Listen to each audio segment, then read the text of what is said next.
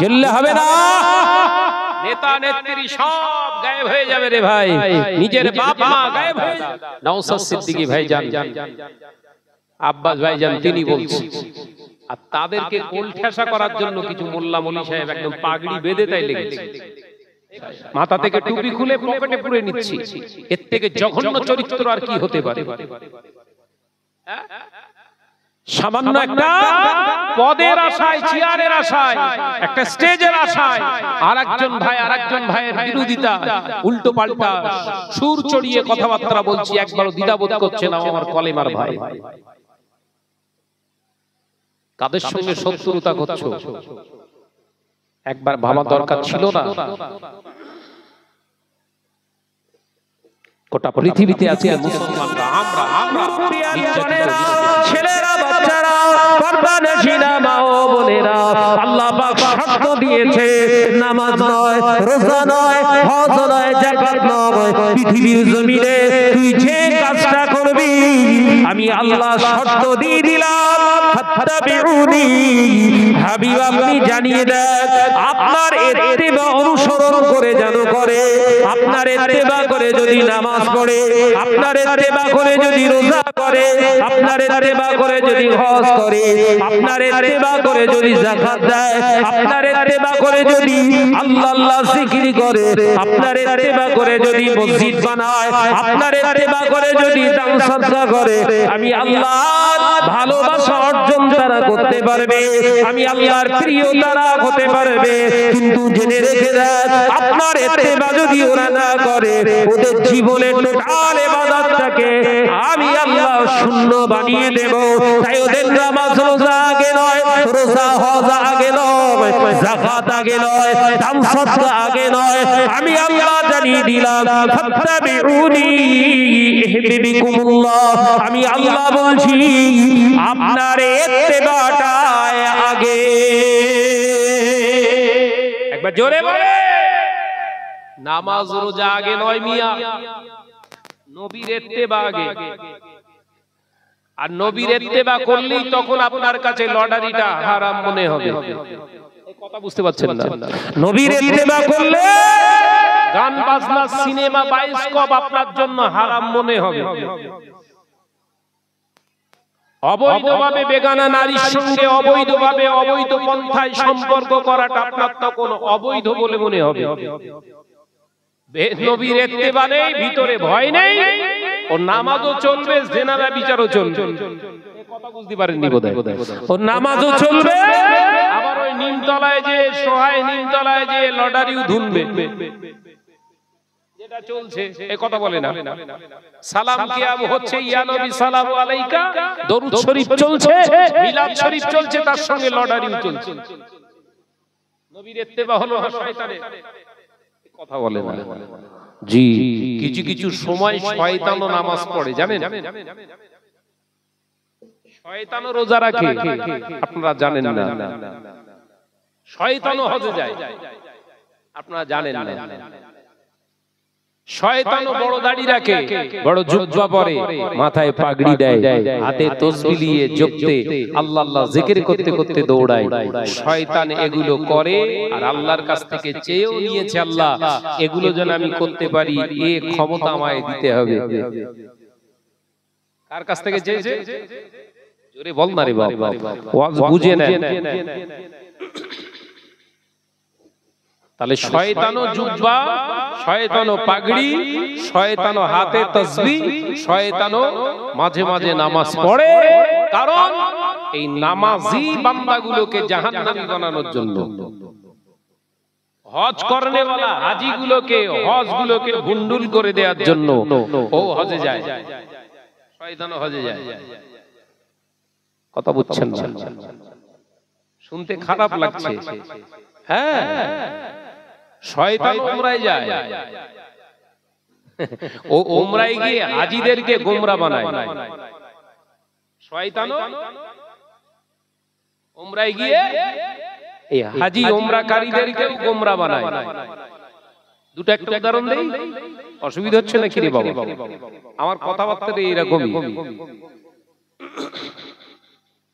যে উমরা গেছে অন্যের হক টাকা মেরে দিয়ে, বোনের ফারায়েজ ফাঁকি দিয়ে, ভাই ভাইপোর ফারায়েজ ফাঁকি দিয়ে উমরা ধুনে চলে এসেছে। ভাই ও উমরায় গেছে না গোমরা হতে গেছে? কথা বলে না। কিন্তু হুজুর আমরা তো ওয়াজ করেছি ভাই, কাবা শরীফ ছুলেই গুনাহ মাফ। কাবা শরীফ ছুলেই গুনাহ মাফ। সত্যিই কি তাই? শরীয়তের প্রথম শর্ত হলো উমরা করতে গেলে, হজ করতে গেলে প্রথম শর্ত শরীয়তের হালাল অর্থ থেকে তোমাকে হজ করতে হবে। সুবহানাল্লাহ।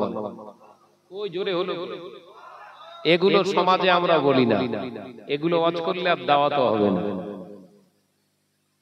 এগুলো বললে আর দাওয়াত আপনারা দেবেন না। ওই জন্য আমরা বলি হজ করুন বাবা, টাকা থাকলে হজ করুন। আসলে এটা শরীয়তের কথা না, বলে আল্লাহে আল্লাহর কসম খেয়ে বলছি, টাকা থাকলেই হজ করুন, এই কথাটা হচ্ছে ইবলিসের। কার কথা?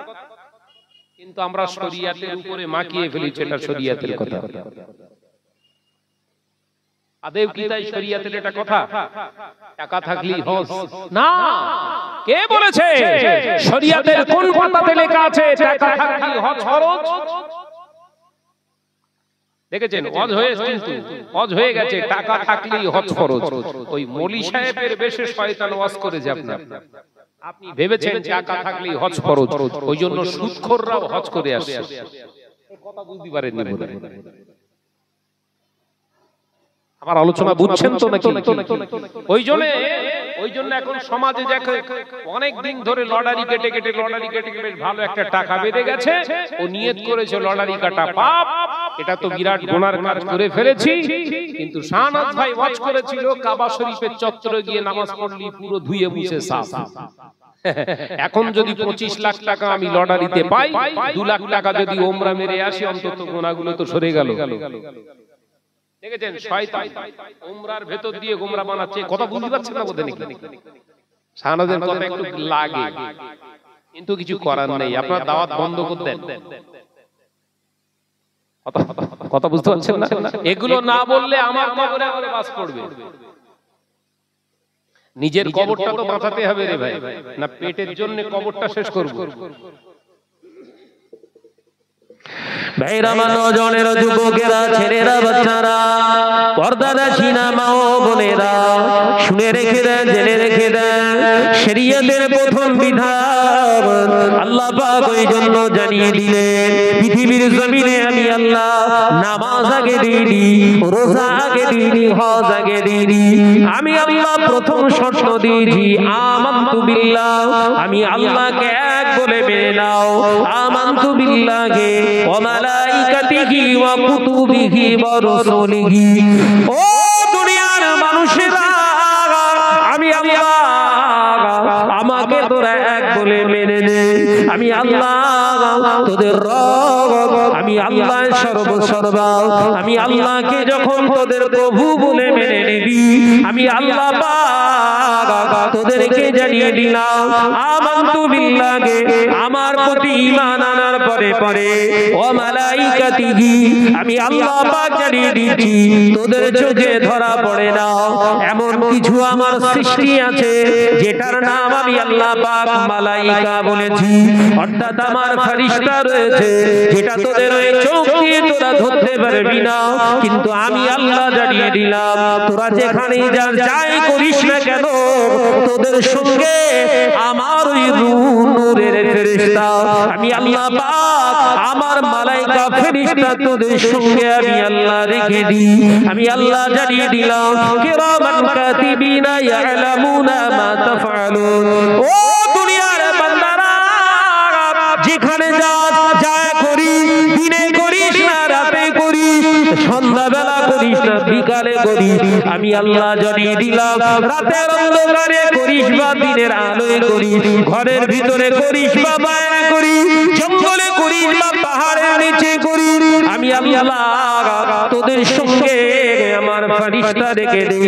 কিরামান কাতিবিনা ইয়ালামুনা মা তাফআলুন। ওরে বান্দা, আমি আল্লাহ শুধু নয়, আমার ফেরেশতা তোদের সঙ্গে অবস্থান করে তোদের সমস্ত আমলনামাগুলোকে নোট করে রাখার জন্য। জোরে বলুন আর একটু জোরে বলুন সুবহানাল্লাহ। ঈমানের জায়গা বোঝাচ্ছি, ভালো করে বুঝেলেন। হজ নামাজ সে অনেকদিন পরে, আগে ঈমান ঠিক করেন। এই কথা বুঝতে পারছেন না? আগে কি? জোরে বল না রে বাবা। আগে ঈমান, আমানতু বিল্লাহ, আমি আল্লাহর প্রতি বিশ্বাস স্থাপন করলাম, আল্লাহর প্রতি ইয়াকিন, আমার বিশ্বাস, আমার রব হলো আমার আল্লাহ, আমার ভালো মন্দর মালিক আমার আল্লাহ, আমার রিজিকের মালিক আল্লাহ, সম্মানের মালিক আল্লাহ, ইজ্জতের বেইজ্জতের মালিক আল্লাহ, এই জমিন আসমানের মালিক আল্লাহ। শুধু আমি আল্লাহর প্রতি ঈমান আনিনি, ও মালাইকাতিহি, আমার আল্লাহ পাকের আরো সৃষ্টি আছে, সেটা হলো ফেরেশতা, আমাদের চোখে ধরা পড়ে না, কিন্তু আল্লাহ বললেন ফেরেশতা আছে এবং আমাদের সঙ্গে। আল্লাহ পাক তার দলিল দিলেন কোরআনে, কি কিরামান কাতিবিনা ইয়ালামুনা মা তাফআলুন। বান্দা তুই যেখানেই যাস, যে কাজই করিস, রাতে করিস না, দিনের বেলা করিস, পাহাড়ের নিচে গুহার ভিতরে করিস না, আসমানের উপরে করিস, ওটা বিবেচ্য বিষয় নয়। তোরা যেখানেই অবস্থান করিস, আমার ফেরেশতা তোদের সঙ্গে থাকে। একবার জোরে বল, একবার জোরে হবে না? কিরামান কাতিবিনা ইয়ালামুনা মা তাফআলুন, তোদের সমস্ত কর্মযজ্ঞগুলোকে নোটেট করার জন্য। সুবহানাল্লাহ বলে। ঈমানটা ঠিক করেন, নামাজ পরে একটু পড়ি। আগে দেখেন ঈমানের ভিতরে পোকা ঢুকেছে কি, মানে পোকাওয়ালা ঈমানের উপরে নামাজ পড়লে কাজ হবে না। এই কথা বুঝতে পারছেন না? যদি ভেতরে পোকা থাকে ওই ঈমানে, নামাজ, রোজা, হজ, যাকাত, জিকির, আজকার, দান, খায়রাত, ইসালে সব কাজ হবে না। ঈমান হলো নির্ভেজাল একটা জিনিস বাবাজি। এরপরে কি বলতে আমার আল্লাহ কি বলতে চাইলেন? ও মালাইকাতিহি ওয়া কুতুবিহি, বহুবচন জামার সেগা। আল্লাহ পাক বললেন আমার নোটেট করা, আমার আসমান থেকে আমি আল্লাহ পাক নাযিল করেছি সমস্ত নবী আলাইহিস সালামের উপরে, ওহীর মাধ্যমে আমি আল্লাহ পাক কিতাব নাযিল করেছি। কোরআন, জবুর, ইনজিল, তাওরাত সহ 104 খানা আমি আল্লাহ আসমানি বার্তা দিয়েছি। 104 খানা কিতাব আমি আল্লাহ পৃথিবীর জমিনে মূল 4টি কিতাব বানিয়েছি, আবার ওই 4টি কিতাবের মূল একটি বানিয়ে দিয়েছি, যেটা হলো আমার কোরআন। একবার জোরে বলুন সুবহানাল্লাহ। এই কোরআন আমি আল্লাহ আমার বাণী, আমার কথা। একবার জোরে হবে না? তাহলে এর প্রতি ঈমান আনতে হবে, বিশ্বাস, যে কোরআন মানি কার কথা? আল্লাহর কথা। তাহলে এক আল্লাহকে এক বলে মেনে নিলেন। দ্বিতীয় নাম্বার, ফেরেশতা আছে আমাদের চোখের আড়ালে, কিন্তু আমাদের সঙ্গে থাকে। এই আলোচনা বুঝছেন তো? তৃতীয় নাম্বার কি? আল্লাহ যত আসমানীকৃত বাণী সব আল্লাহর পক্ষ থেকে আসে, এগুলোর উপরে ঈমান আনলাম আমি। ওয়া কুতুবিহি ওয়া রুসুলিহি, এটাও জামার সেগা, এটাও বহুবচন বাবাজি আমার। তাহলে রাসূলিহি শব্দের অর্থ হলো সমস্ত নবী আলাইহিস সালাতু ওয়াস সালাম দুনিয়ার জমিনে 1 লক্ষ মতান্তরে 2,24,000 পয়গম্বর নবী আলাইহিস সালাম পৃথিবীর জমিনে এসেছে বার্তাবাহক হিসাবে, উপদেশদাতা হিসাবে আমাদের কাছে আল্লাহ বাণী পৌঁছে দেওয়ার জন্য এসেছে। তানাদের প্রতি আমি বিশ্বাস আনলাম, তানারা এসেছিলেন আমাদের জন্যই এসেছিলেন। একবার জোরে বলুন, একবার জোরে হবে না? তাহলে এখানে নেতা আমরা এ জামানার মানুষ, এই আখির জামানায় আমাদের নেতা হলো নবী মুহাম্মদ সাল্লাল্লাহু, জোরে বলেন না, সাল্লাল্লাহু আলাইহি ওয়াসাল্লাম, বিশ্ব নবী আমাদের নেতা। তাহলে সেই নেতার নীতিমালা ছেড়ে দিয়ে পৃথিবীর কোন মানুষের তৈরি করা নীতিমালা আমাদের জন্য গ্রহণযোগ্য হতে পারে? যদি কারুর দুনিয়ার তৈরি করা নীতিমালা যদি আপনি অনুসরণ করতে থাকেন, তাহলে জানবেন আপনি নবীর আদর্শ থেকে বিচ্যুত হয়ে গেছেন। আপনার ঈমানের ভিতরে শয়তানের ভূত ঢুকিয়ে দিয়েছে। যেগুলো চলছে বাজারে, যেগুলো চলছে বাজারে বাবাজি আমার, এরপরে আল্লাহ পাক বললেন শুধু ওর প্রতি, আমার নবীদের প্রতি, রাসূলদের প্রতি, আমার পয়গম্বরদের প্রতি ঈমান আনলে হবে না বান্দা। এরপরেও তোমার একটা জিন্দেগি আছে, আখিরাত। ওয়াল ইয়াউমিল আখির। আল্লাহ পাক বললেন একদিন ময়দানের মাহশার বলে আমি একটা অবস্থান করাবো, সেই ময়দানের মাহশারের দিনে আমি আল্লাহ তোমাদেরকে আবার উত্তোলন করব। আমি আল্লাহ বলছি অবশ্যই তোমাদেরকে উত্তোলন করা হবে। আর সেটার সাক্ষী দেওয়ার জন্য আমরা মাটি দেই। আমরা কবরে যখন কবরে মুর্দাদের বুকের উপরে কবরের উপরে মাটি দেই কি বলি? বিসমিল্লাহির রহমানির রহিম, মিনহা খালাকনাকুম ওয়া ফিহা নুঈদুকুম ওয়া মিনহা নুখরিজুকুম তারাতান উখরা। এই পড়েন তো নাকি? এর মানে কি? মিনহা খালাকনাকুম, এই মাটি থেকেই তোমাকে সৃজন করা হয়েছিল। সুবহানাল্লাহ বলে। এই জোরে বলছেন না? আরেকটু জোরে বলেন। মিনহা খালাকনাকুম ওয়া ফিহা নুঈদুকুম, এই মাটিতেই তোমাকে আবার সমাধি করা হলো, এই মাটিতেই তোমাকে আবার রেখে দেয়া হলো, এই মাটিতেই তোমার সমাপ্তি করা হলো। ওয়া মিনহা নুখরিজুকুম, আল্লাহ পাক যদি ইচ্ছা করবে, আল্লাহ পাক যদি প্রয়োজন বোধ করবে, আল্লাহ পাক যদি নিজের ইচ্ছা প্রকাশ করবে, ওয়া মিনহা নুখরিজুকুম তারাতান উখরা, এই মাটি থেকে আবার তোমাকে আবার উত্তোলন করা হবে। সব পড়িত নাকি? তাহলে এটা হলো আমাদের ঈমান। এটা ঈমান তো। তাহলে সমাজের বুকে আজকে যারা লটারি কাটছে মুসলমান নামে, মুজিবন নামে, গফফার নামে, সত্তার নামে, এইসব নাম, কিন্তু এই নামগুলো এইভাবে রাখা হচ্ছে হারাম। কারণ নাম যদি রেখে দেয় সত্তার, হারাম। আল্লাহর নাম হলো ইয়া সত্তারু, যার শব্দের অর্থ হলো গোপনকারী। ইয়া সত্তারুল উয়ুব, আল্লাহর একটি নাম কি?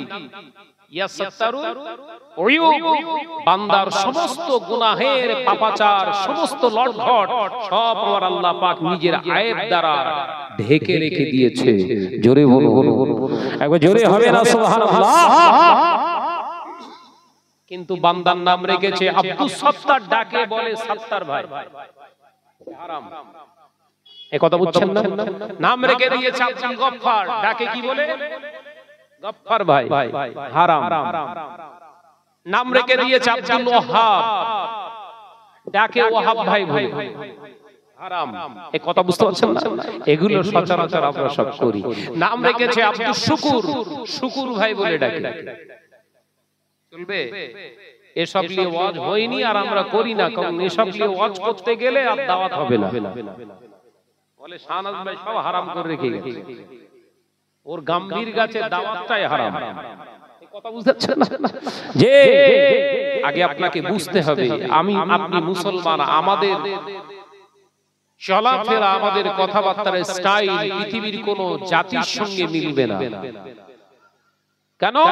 আল্লাহ বললেন ইন্নাদ দীনা ইনদাল্লাহিল ইসলাম, নিশ্চয় আমি আল্লাহ পাক আমার কাছে মনোনীত পছন্দনীয় দ্বীন হিসাবে আমি আল্লাহ পাক ইসলামকে অ্যাকসেপ্ট করেছি। একবার জোরে বলুন, একবার জোরে হবে না সুবহানাল্লাহ। ইন্নাদ দীনা ইনদাল্লাহিল ইসলাম, ইসলামটাই আমার কাছে সর্বশ্রেষ্ঠ, আমি আল্লাহ পাকের পছন্দনীয় দ্বীন হিসাবে ইসলামকে আমি আল্লাহ সাবুত করলাম, সাব্যস্ত করলাম। একবার জোরে বলুন সুবহানাল্লাহ। তাহলে সেই মুসলমান ইসলাম ধর্ম গ্রহণ করার পরেই তো মুসলমান হন। কথা বলো না। তাহলে আপনার সঙ্গে পৃথিবীর কোন মানুষের স্ট্যাটাস, মানুষের চলাফেরা এক হতে পারে না। আপনি হলেন পৃথিবীর সবথেকে, পৃথিবীর জমিনে উন্নত উম্মত, উন্নত মানব, উন্নত জাতি হিসাবে আল্লাহ পাক কোরআনে আবারও বলে দিয়েছেন কুনতুম খায়রা উম্মতি উখরিজাত লিন-নাস। আমি আল্লাহ পাক পৃথিবীর জমিনে সমস্ত নবী আলাইহিস সালাম যত পাঠিয়েছিলাম, সমস্ত নবী আলাইহিস সালাম, সমস্ত গোষ্ঠীগুলোকে আমি আল্লাহ সাইড করে দিয়ে তোমাদেরকে আমি আল্লাহ পাক উৎকৃষ্ট জগতের শ্রেষ্ঠ উম্মত বলে ঘোষণা করলাম। একবার জোরে বলুন, একবার জোরে হবে না সুবহানাল্লাহ। তাহলে সেই জায়গা থেকে আমাদের খাওয়া দাওয়া, আমাদের চলাফেরা অন্যের সঙ্গে মিলবে। কিন্তু এখন তো স্টেজে দেখতে পাচ্ছি আমরা তো স্টেজেই দেখতে পাই, আমরা বলি আমরা সব ভাই ভাই বলি তো, ভাই ভাই না, আমার প্রতিবেশী ভাই, এইটা বলি। এই কথা বলছেন না? ভাই ভাই আর প্রতিবেশী ভাই দুটো এক না। কথা বুঝতে পারেন? আপনার প্রতিবেশী হিন্দু থাকতে পারে, খ্রিস্টান থাকতে পারে, জৈন থাকতে পারে, কথা বুঝতে পারছেন না? আপনার প্রতিবেশী ভাই, আপনার ভাই না। সৎ ভাই আর আপন ভাই দুটো এক না। এই কথা বলছেন না কেন? সৎ ভাই আর নিজের ভাই এক, সৎ ভাই আর নিজের ভাই এক। আপনি বললেন ভাই ভাই মানে বুঝতে পারলাম না। সমাজকে বিব্রত করছেন না তো, বিভ্রান্ত করে দিচ্ছেন না তো? আপনি যদি ভাই ভাই বলেন, ও তো পেচ্ছাপ তীরে পানি নেয় না, আপনিও নেবেন না, তাই তো? ও তো আল্লাহকে মানি না, আপনিও মানেন না, তাই তো? ও ভাই তো ইহুদি, পৃথিবীর জমিনে খ্রিস্টান, ও চার্চে যে বিভিন্ন জায়গায় গির্জায় যে সেখানে যে তার আচার ব্যবহার করে, আপনিও যাবেন, তাই তো? ও আচ্ছা আচ্ছা, ভাই ভাই না, আমি বলবো ভাই ভাই নয়, প্রতিবেশী ভাই, অমুসলিম ভাই। এই শব্দটা আমাদের জন্য প্রযোজ্য, কিন্তু মুসলিম সমাজে বিভ্রান্ত করা হচ্ছে। আমরা সব ভাই ভাই, আমরা সব এক। ও সর খাচ্ছে, তুইও খা। ডাইরেক্ট তো সরের গোশত খেতে পারবে না, ওই জন্য সুদ খাচ্ছে। কথা বুঝতে পারছেন না? ও গোশতের আকারে খাচ্ছে, টাকা মেরে খাচ্ছে। কথা বুঝতে পারছেন না? ওই জন্য বলছি আমরা সব ভাই ভাই। কথা বুঝতে পারছেন না বোধহয়? ভাইরা, নওজওয়ানেরা, যুবকেরা, ছেলেরা, বাচ্চারা, পর্দানশীনা মা ও বোনেরা, আল্লাহ নবী দো জাহানের বাদশা হাবিবুল্লাহকে, নবী জনাবে মুহাম্মদুর রাসূলুল্লাহকে সাল্লাল্লাহু আলাইহি ওয়াসাল্লাম, আল্লাহ নবী মক্কা থেকে হিজরত করে মদিনায় এসেছিলেন। আল্লাহ নবী যখন হুজুর আমার মক্কা থেকে হিজরত করে মদিনায় চলে এসেছিলেন, আল্লাহ নবী এক তারিখে আল্লাহ নবী মদিনা থেকে মক্কা বিজয়ের উদ্দেশ্যে হুজুর আমার মক্কা দিকে যখন রওনা হয়েছিলেন, আল্লাহ নবী মক্কা জমিনে যখন পৌঁছালেন, সমস্ত কাফেরেরা, বেদিন বেঈমানেরা, সমস্ত ইহুদি নাসারারা ওই মক্কা ছেড়ে পালিয়ে যেতে লাগলেন। আল্লাহ নবী দো জাহানের বাদশা হাবিবুল্লাহকে, নবী জনাবে মুহাম্মদুর রাসূলুল্লাহকে সাল্লাল্লাহু আলাইহি ওয়াসাল্লাম মক্কা জমিনে গিয়ে হুজুর আমার কুবাইস পাহাড়ের পাশে দাঁড়িয়ে বলেছিলেন, ও মক্কার আবাল বৃদ্ধ বনিতারা, আমি মুহাম্মদ সাল্লাল্লাহু আলাইহি ওয়াসাল্লাম তোমাদেরকে জানিয়ে দিলাম, তোমরা নিজেদের মাতৃভূমি পরিত্যাগ করো না, তোমরা তোমাদের জন্মভূমি ভিটে গোটা ছেড়ে যেও না, তোমাদের বাড়ি, তোমাদের ঘর, তোমাদের সম্পদ, তোমাদের ক্ষেত খামার গুলোকে তোমরা ছেড়ে যেও না। আমি তোমাদেরকে হুমকির জন্য আসিনি, আমি তোমাদের মারতে আসিনি। শুনে রেখে দাও, জেনে রেখে দাও, আমি নবী মুহাম্মদুর রাসূলুল্লাহ সাল্লাল্লাহু আলাইহি ওয়াসাল্লাম আজকে মক্কা জমিনে এসেছি আমার সাথী সঙ্গীদের নিয়ে তোমাদেরকে জানিয়ে দিতে এসেছি, তোমরা সেদিনে সংখ্যা গরিষ্ঠ ছিলে, তোমরা সেদিনে সংখ্যায় অনেক ছিলে, আমাদের উপরে অত্যাচার করেছিলে, আমাদের উপরে নিপীড়ন করেছিলে, আমাদের উপরে কত রকমের প্রতিঘাত, কত রকমের অত্যাচার করে আমার সঙ্গী সাথীদেরকে পর্যন্ত দুনিয়া থেকে শেষ করে দিয়েছিলে। আমরা তোমাদেরকে শেষ করব না, তোমাদেরকে বার্তা দিতে এসেছি। আজকে আল্লাহ আমাদের সংখ্যা গরিষ্ঠ বানিয়েছে, আজ আমরা মক্কা বিজয় করেছি, কিন্তু তোমাদের ভয় না, তোমরা আমাদের প্রতিবেশী ভাই হিসাবে এখানে থাকবে। একবার জোরে বলুন, একবার জোরে হবে না? নবী বলেছিলেন তোমরা আমার ভাই, তুমি নবীর উম্মত বলে বলো কেন? কথা বুঝতে পারছেন না নাকি? নবী বলেন এই কথা, তুমি বলো কেন? বললেই তো শানাস খারাপ হয়ে যাচ্ছে। নবী কি বললেন? কথা বলছেন না কেন? নবী কি বলেছেন? প্রতিবেশী ভাই। এই শব্দটা তুমি গ্রহণ করছো না কেন? পকেটে টান পড়বে বোধহয় নাকি?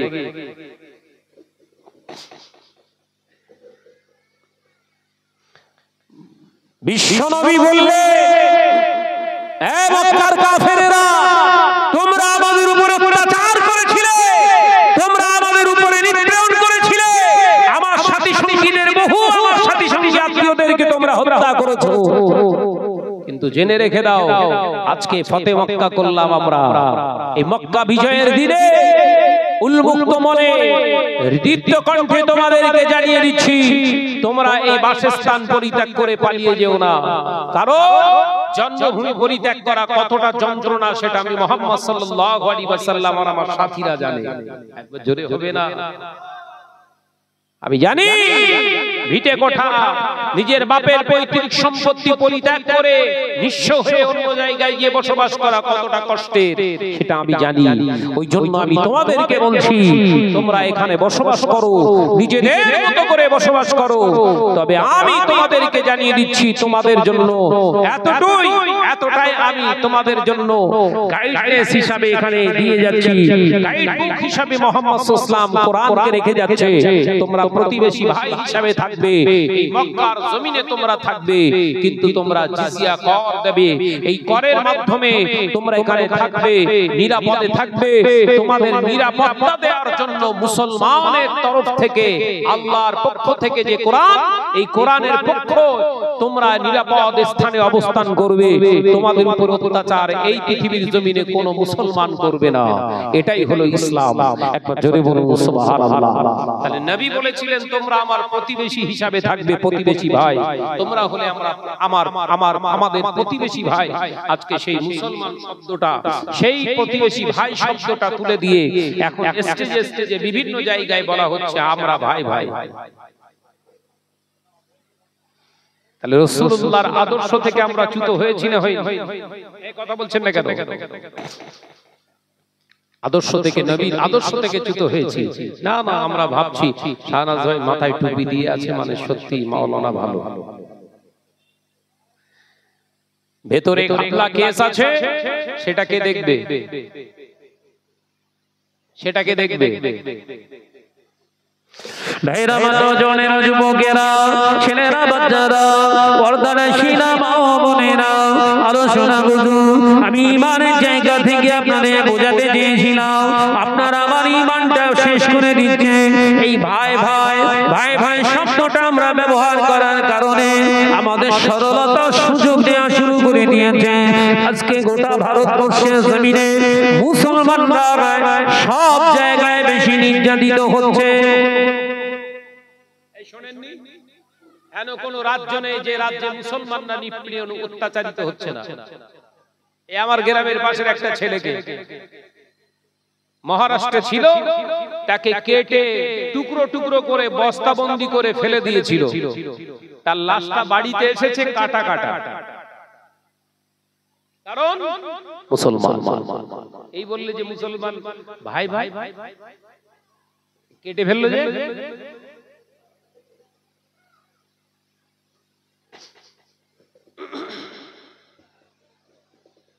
গত পরশুর ঘটনা বলছি, বলো। কালকে দাফন হয়েছে ভাইয়ের, কালকে জানাজা হলো। গোটা রাজ্যে, গোটা দেশে, গোটা বিশ্বে মুসলমান সব থেকে বেশি নির্যাতিত হচ্ছে। একটাই জাতি, একটাই কম, একটাই রিলিজিয়ন, ধর্ম পিপাসু মানুষ বেশি নির্যাতিত গোটা পৃথিবীতে, সেটা হলো মুসলমান। কারণটা কি? নবীর আদর্শ ভুলে গেছি। নবী রেখে যাওয়া আদর্শ যদি আমাদের জীবনে থাকতো, আজকে আমাদের সম্মান দিতে বাধ্য হতো। এই কথা বুঝতে পারছেন না? সম্মান দিতে বাধ্য হতো। সামান্য একটা চেয়ারের আশায় মাথা থেকে টুপি খুলে পকেটে পুরে নিচ্ছে, একটা চেয়ারের আশায়। ওই জন্য নবী বলে গেছেন, বিশ্ব নবী জানিয়ে দিয়েছেন, গোটা পৃথিবীতে নেতা ফলানোর চেষ্টা করবে আমার উম্মতের ভিতরে কিছু মুসলমান নামধারী নেতা হওয়ার চেষ্টা করবে, কিন্তু আল্লাহ তাদের কবুল করবে না, তারা নেতা হবে না। মুসলমানদের নেতা একজনই হবে, তিনি হলেন ইমাম মাহদী আলাইহিস সালাতু ওয়াস সালাম। একবার জোরে বলুন, একবার জোরে বলেন সুবহানাল্লাহ। কার কথা বলে গেছেন নবী? একজনই নেতা হবে। নবী নেতা আবার রেখে গেছেন, নিজে নেতা ছিলেন আর একজন নেতাকে চুনে রেখে গেলেন, একজনই নেতা হবে। কারণ ইমাম মাহদী আলাইহিস সালাম দুনিয়ায় আসবে চেয়ারের আশায় নয়, টুপি খুলে পকেটে নেবে না। এই কথা বুঝতে পারছেন না? টুপি খুলে পকেটে নেবে না। দুর্গা উৎসব হচ্ছে, কালী উৎসব হচ্ছে, টুপি মাথায় দিয়ে জুব্বা পরে ওই রাস্তা দিয়ে তিনি যাবেন। কারণ তার কাছে টুপি, তার কাছে দাড়ি, তার কাছে জুব্বা, এটাই হলো তার জীবনের সবথেকে মূল উদ্দেশ্য। জীবন দিতে রাজি, কিন্তু রাসূলুল্লাহর সুন্নতের উপরে আঘাত আসতে দেব না। একবার জোরে জোরে। আর আমাদের টুপি কোনো ব্যাপার না ম্যাডাম, আপনি বলেন না, এক্ষুনি ফেলে দেব। আপনি শুধু বলেন, এক্ষুনি ফেলে দেব। কোথায় গেল ইমানের বড়াই, কোথায় গেল রে ভাই? মুসলিম সমাজ ধ্বংস হয়ে যাচ্ছে, আর আমরা নিজেদের পকেট পুঁজি দিয়ে ধান্দায় ব্যস্ত। ভাইরা, নওজওয়ানেরা, যুবকেরা, ছেলেরা, বাচ্চারা, পর্দার শিনা মা ও বোনেরা, আল্লাহ নবী তো জানে বাদশা হাবিবুল্লাহকে, নবী জনাবে মুহাম্মদুর রাসূলুল্লাহকে সাল্লাল্লাহু আলাইহি ওয়াসাল্লাম, নবী আমার মক্কা জমিনে যখন এই কথা বললেন, কাফেররা হতভম্ব হয়ে গেলেন, অবাক হয়ে গেলেন। আল্লাহ নবী টুকটুক করে কুবাইস পাহাড় থেকে কাবা বাইতুল্লাহ শরীফের পাশে এসে দাঁড়িয়ে বললেন, ও মক্কার প্রতিবেশীরা, ও কাবা বাইতুল্লাহর প্রতিবেশীরা, আমি মুহাম্মদ সাল্লাল্লাহু আলাইহি ওয়াসাল্লাম তোমাদেরকে জানিয়ে দিচ্ছি, আল্লাহর খানায় কাবাকে সাক্ষী রেখে তোমাদের জানিয়ে দিচ্ছি, তোমরা যেভাবে আমাদের উপর অত্যাচার করেছিলে, আজকে পারলে কিন্তু সেরকম অত্যাচার আমরা করতে পারি, সেই রকম প্রতিশোধ আমরা নিতে পারি। কিন্তু আজকে জানিয়ে দিচ্ছি, শোনো, আল্লাহর খানায় কাবা, এই পবিত্র খানায় কাবাকে সাক্ষী রেখে বলছি, তোমরা যত উৎপীড়ন, তোমরা নিপীড়ন, যত অত্যাচার আমাদেরকে করেছিলে, আজকে আমি মুহাম্মদ সাল্লাল্লাহু আলাইহি ওয়াসাল্লাম আল্লাহর রাস্তায় তোমাদের maaf করে দিলাম। একবার জোরে হবে না?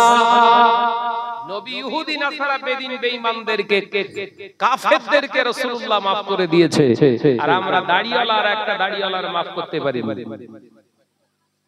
নামাজ পড়ে কপাল কালো, এই কথা বলে না, ভুল বলে ফেললাম।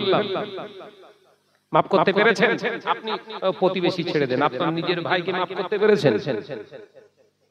নিজের বোনকে পারেননি। আরে বাপ মাকে ছাড়েন, আর ভাই বোন ও তো অনেক দিক। বাপ আর মায়ের কথা বলছে, কথা বলছেন না কেন? বাপ শুধু বলেছে লটারি কাটবি না, বাপ বলছে যে, বাপ যেই বলেছে লটারি আর কাটবি না, লটারি কাটলে কিন্তু আমার ভিটেতে থাকতে দেবো না। বলে ভিটেতে থাকতে দেবে না, তার মানে আমি ছেলে, ভিটে তো আমার পাওনা হবেই হবে, তোমার কথা নিচ্ছি না, তোমাকে খেতেও দিচ্ছি না। বাপের ভিটেই থাকছে, বাপকে খেতে দেয় না, এই কথা বলছে না কেন? তবে গাম্ভীর গাছে সব নেই, আল্লাহ কেন এরা সব ভালো আছে, এরকম পেলে যে আজকে মুসলিম পরিচয় দিচ্ছ, মুসলিম পরিচয় দিচ্ছ যে ভাই জানাবি মুসলমান।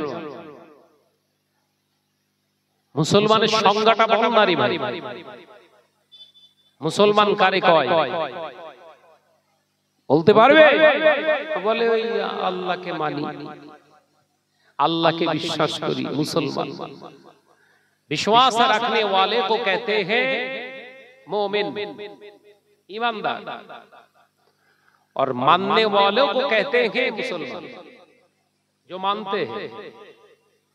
एक কথা বুঝতে পারছেন না? যে মানে আল্লাহ আছে, বিশ্বাস করি না শুধু আল্লাহর কোরআনের বিধানকেও আমার জীবনের সংবিধান বানায়, এর নাম মুসলমান। একবার জোরে বলেন না, হ্যাঁ জোরে হবে না? সুবহানাল্লাহ। মুসলমান ডেফিনিশন, হোয়াট ইজ দিস মুসলিম? না গরুর গোশত খায়। মুসলমান কাকে বলে? হোয়াট ইজ দিস মুসলিম? মুসলিমটা আবার কি যদি জিজ্ঞাসা করা হয়, না আমি গরুর গোশত খাই, কুকুরও খায়।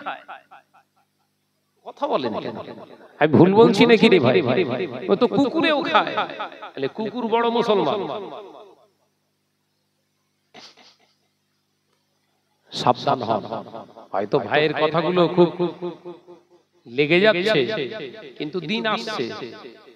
ওই বিহারে করেছে, দেখতে পাচ্ছেন তো, 52 লক্ষ মানুষদের ভোটার অধিকার কেড়ে নিয়েছে। আবার আমাদের বাংলায় হবে বলছে, এই আগস্ট থেকে শুরু হবে অ্যাকশন। মোটামুটি অনুমান করছে 1,30,00,000 যাবে। কত জোরে বল না ভাই? 1,30,00,000 ভোটার অধিকার কেড়ে নেওয়া হবে। মুসলমানদেরকে দ্বিতীয় শ্রেণীর নাগরিক বানানোর চেষ্টা চলছে গোটা ভারতবর্ষে। দ্বিতীয় শ্রেণীর নাগরিক মানে বুঝতে পেরেছেন? জীবনে আর ভোট দিতে পারবেন না, এই কথা বুঝতে পারছেন নাকি? পরিকল্পনা চলছে। এ বলছে না দিদি আছে, দিদি আছে মানে টেনশন নেই। ওই দিদি আগে সাইন করে বসে আছে, ওই আগে বানাতে হবে। খবর লিগে যাও। কথা বুঝতে পারছো? মানবো না, মানবো না, মানবো না।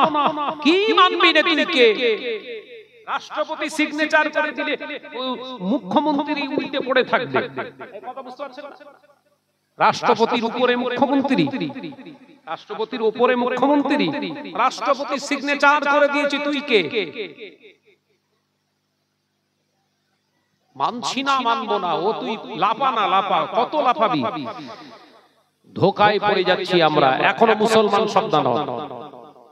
আল্লাহর উপরে বিশ্বাস রেখে যে যে জায়গায় অবস্থান করছেন সেখান থেকে আন্দোলন গড়ে তুলতে হবে। এটাই মন আপনার ইমানের চেতনা বোধ শক্তি তৈরি করে সেখান থেকে আন্দোলন তৈরি করুন। কে আমাদের হয়ে কাঁদবে, কে আমাদের হয়ে বলবে, এই চিন্তা ছেড়ে দেন। দাদা দিদির দল ও সব এক দল। এই কথা বুঝতে পারছেন না? দাদা দিদি আলাদা নয়, ও সব এক দল। তুমি তোমার দলে ব্যস্ত থাকো, কোরআন আল্লাহ রাসূলকে নিয়ে ব্যস্ত থাকো। এই জয় আসবে ইনশাআল্লাহ। একদিন আল্লাহ রাসূলের ইত্তেবা অনুসরণ করার কারণে আল্লাহ পাক আবার মুসলমানদের কাছে গোটা বিশ্বটাকে আবার হাতে তুলে দেবে। একবার জোরে বলুন, হ্যাঁ জোরে বলেন না সুবহানাল্লাহ। তার एग्जांपल একটি উদাহরণ দিলে বুঝতে পারবেন। আপনারা বিব্রত হচ্ছেন না তো? অসুবিধা হচ্ছে না তো? আমি শুধু একটুখানি সাইডের দুটো একটা কথা না বললে বুঝতে পারবেন না। আমরা ইমানদার সেজে ঘুরছি, আসলে ভেতরে সব কাঁপা ঢোল, সেগুলোই বোঝানোর চেষ্টা করছি। 22 মাস রানিং চলছে গাজায়, ফিলিস্তিনের সঙ্গে ইসরাইল ওই অবৈধ সন্তানদের সঙ্গে জিহাদ চলছে। কত মাস? 22 মাস রানিং। এই 22 মাস ধরে জিহাদ করছে। প্রায় 3.5 মাস তাদের খাদ্য সরবরাহ টোটাল বন্ধ করে দিয়েছে। আজও জিহাদ তাদের চলছে। সেই জিহাদের আজকের রেজাল্ট বলছি, ইসরাইল বাহিনীরা ভয় এলাকা ছেড়ে পালাচ্ছে। যাদের জন্য 3.5 মাস খাদ্য সরবরাহ আটকে দিয়েছে, বর্ডার ক্রস করতে দিচ্ছে না, সাহায্য পাঠাতে দিচ্ছে না, কোনো রিলিফ সেখানে দিতে দিচ্ছে না, সেই না খাওয়া মানুষগুলো জিহাদে তাদের জিন্দেগি ঈমানের বাহুবলের সঙ্গে আল্লাহর উপরে প্রগাঢ় বিশ্বাস নিয়ে সেই জিহাদ চালিয়ে যাচ্ছে। সেই গাজার মুসলমানেরা এমন ভাবে লড়াই চালিয়ে যাচ্ছে, দাঁতে দাঁত বুকে বুক ঠেকিয়ে, যে তাদের ওই ঈমানের জায়গায় বড় বড় অস্ত্র ফেল এখন ইসরাইলের সৈন্যরা এলাকা ছাড়তে ব্যতিব্যস্ত হয়ে যাচ্ছে। বাবাজিরা, কেন আল্লাহ রোজা ফরজ করেছিলেন? বান্দা, ওই গাজা একদিন অবস্থায় পরিণত হতে পারে, তাই এখন থেকে না খাওয়া প্র্যাকটিসটা করে রাখ। রোজা ওই জন্য তোর জন্য ফরজ করে দিলাম। সিচুয়েশন পার্টিকুলার অ্যাকসেপ্ট, হয়তো কোনদিন এরকম পরিস্থিতি আসতে পারে, সেদিনে তুই নিজেকে সামাল দিতে পারবি। একবার জোরে বলো, একবার জোরে হবে না? না খাওয়া অভ্যাসটা কর। ঘরে ভাত নষ্ট করে দিয়ে শিয়াল কুকুর বিড়ালকে নাও দিয়ে পচা গামলায় পচা ডাব্বায় ফেলে দিচ্ছেন। হায় হায় রে, 3.5 মাস খেতে পায়নি বাচ্চা, অনাহারে প্রায় 700 শিশু, নওজোয়ান যুবক ছেলে আর মহিলা না খাওয়া অবস্থায় তারা মারা গেছে, খেতে পায়নি।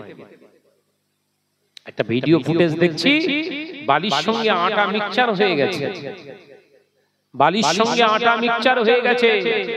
ফিলিস্তিনি ভাই আমার চোখ ভরা পানি নিয়ে সেই বালি শুদ্ধ সেই আটাগুলো কুড়িয়ে কুড়িয়ে পাত্রে রাখছে। একজন সাংবাদিক প্রশ্ন করছে, আপনি এই আটা, এই বালির সঙ্গে আটা মিক্সচার হয়ে গেছে, কি করে আপনি আলাদা করবেন? বললেন এগুলো চেষ্টা করব আটার জায়গায় বাড়িতে পরিশ্রম করে যতটুকু পাওয়া যায় অতটুকুই আল্লাহ শুকর হিসাবে গ্রহণ করব। একবার জোরে বলুন সুবহানাল্লাহ। আরে মুসলমানের বাচ্চা এ খায় দায় আর ঘুমোয় ষাঁড়ের মতো জিন্দেগি করেছে, অমানুষের মতো জিন্দেগি তৈরি করেছে, পশুর মতো। এদের আর চিন্তা নেই, কারণ এরা ভাবছে আমরা খুব আরামে আছি। তোর আরাম বার করবে, সামনের দিন আসছে, আরাম বার করবে। আচ্ছা আমার হিন্দু ভাইরা, সনাতনী ভাইরা, এতদিন লাফাচ্ছিলেন, মুসলমানদেরকে ঘোষেটিয়া হিসেবে চিহ্নিত করে বার করতে হবে। ওই বিহারের দিকে তাকিয়ে দেখ ভাইরা আমার, প্রতিবেশী ভাই হিন্দু অমুসলিম ভাইরা, ওই বিহারের দিকে তাকিয়ে দেখো। পশ্চিমবঙ্গে ওটা শুরু হয়ে গেলে তোদের অংশ কতটা শেষ করবে? 52 লক্ষ ভোটার লিস্ট থেকে আউট করেছে, তার ভিতরে 32 লক্ষ ওদের। এই কথা বুঝতে পারছেন না? ঠেলার নাম বাবাজি। ঘুটে পড়ে আর গোবর হাসে, গোবর জানে না ওই গোবর থেকেই আবার ঘুটে হবে। কথা বুঝতে পারছেন না? অবস্থাই এরকম। আল্লাহ আমাদেরকে বোঝার তৌফিক দেন, বলুন আমিন। জোরে বলেন আল্লাহুম্মা আমিন। আওয়াজ দিয়ে দুরূদ শরীফ আল্লাহুম্মা জল্লে হবে না। নেতা নেত্রী সব গায়েব হয়ে যাবে রে ভাই, নিজের বাপ মা গায়েব হয়ে যাবে, নিজের সন্তান বিবি গায়েব হয়ে যাবে। ময়দানের মাহশারে একজন নেতা কি পাওয়া যাবে, তিনি আমার নবী মুহাম্মদ সাল্লাল্লাহু আলাইহি ওয়াসাল্লাম। একবার জোরে বলুন, এবার জোরে বলে। আল্লাহ পাক আওয়াজ দিয়ে বলবেন হাবিব এইখানে কেন আপনি? আল্লাহ নবী বলবেন আল্লাহ উম্মত আছে যেখানে আমি নবী মুহাম্মদ সেখানে। হাবিব আপনি কি চান? হাবিব আপনি কি চান?